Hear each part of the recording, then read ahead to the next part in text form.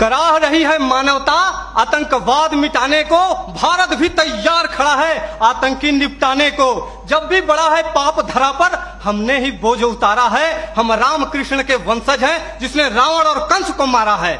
आदरणीय सभापति महोदय, निर्णायक मंडल एवं बहादुर साथियों, मैं राइफलमैन मृत्युंजय श्रीवास्तव असम राइफल्स का प्रतिनिधित्व विषय के विपक्ष में करने जा रहा हूं।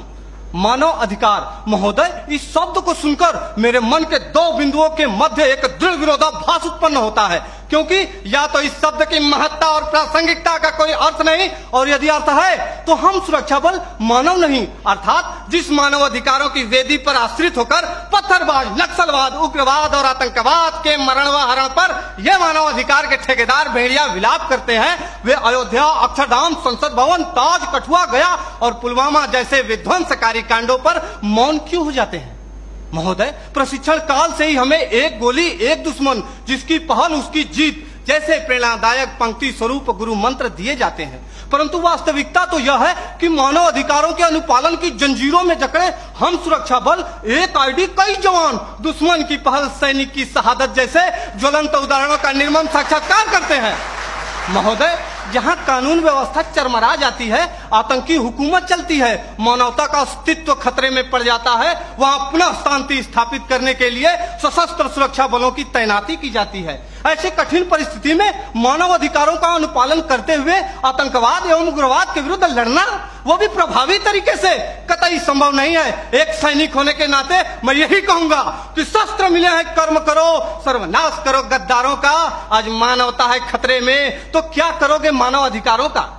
महोदय, मानव अधिकारों के अनुपालन का ही नतीजा है कि पश्चिम बंगाल के एक छोटे से गांव नक्सलवाड़ी से शुरू हुआ नक्सलवाद हमारे देश के 240 जिलों में फैल चुका था, लेकिन जब सुरक्षा बलों ने उनके खिलाफ कठोर और दंडात्मक कार्रवाई की तो यह सिर्फ 90 जिलों में सीमित कर रह गया है।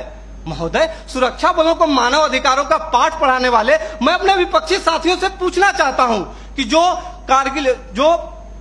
कश्मीर में जो कारगिल युद्ध के बाद पाकिस्तान के लवारिस सैनिकों के शवों को उनके धर्म के अनुसार दफनाया, वो है हमारे सुरक्षा बल, जिन्होंने इसी वर्ष 11 जुलाई को पाक अधिकृत कश्मीर से बहकर आए मासूम बच्चे के शव को प्रोटोकॉल तोड़कर पाकिस्तानी सेना को लौटाया, वो है हमारे सुरक्षा बल, जो कश्मीर के स्कूली बच्चों को दुश्मन की गोलियों से बचाने के लिए बुलेट प्रूफ जैकेट बन जाते हैं और अपने परिवार, अपने समाज, अपने देश के प्रति समर्पण का भार लिए हुए भी जो इस देश में शांति और अमन कायम करते हैं, वो है भारतीय सुरक्षा बल।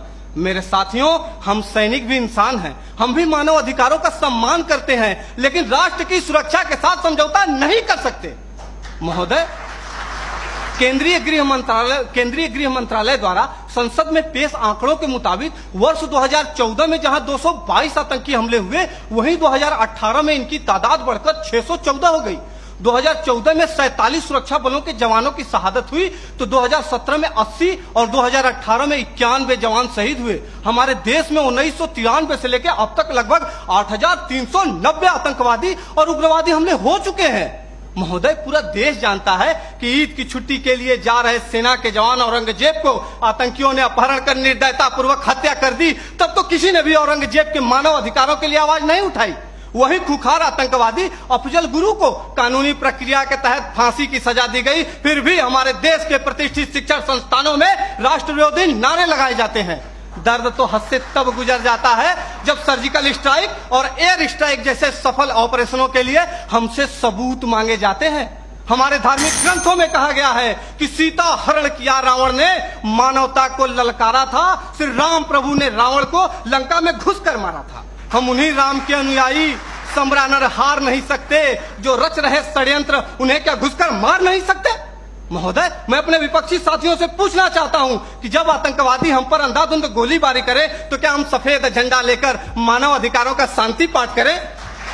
आतंकियों को पनाह देने वाले स्थानीय लोग हम पर गाली गोली और पत्थर बरसाते रहे और हम उन्हें प्यार बांटते रहे? नहीं महोदय, नहीं। प्यार और सम्मान तो वहां बांटना चाहिए जहां से वापसी की उम्मीद हो।